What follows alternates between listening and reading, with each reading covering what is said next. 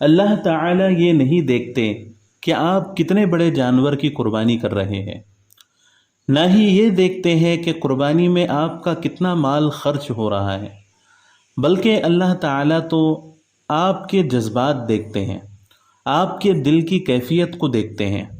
اللہ تعالیٰ کا قرآن مجید میں ارشاد ہے، لَن يَنَالَ اللَّهُ لُحُومُهَا وَلَا دِمَاؤُهَا وَلَكِن يَنَالُهُ التَّقْوَى مِنكُمْ کہ نہ اللہ تعالیٰ تک تمہارے جانور کا خون پہنچتا ہے، نہ ہی جانوروں کا گوشت اللہ تعالیٰ تک پہنچتا ہے، لیکن تمہارے دل کی کیفیت اللہ تعالیٰ تک پہنچتی ہے کہ کس کیفیت کے ساتھ تم اپنے جانور کو قربان کر رہے ہو۔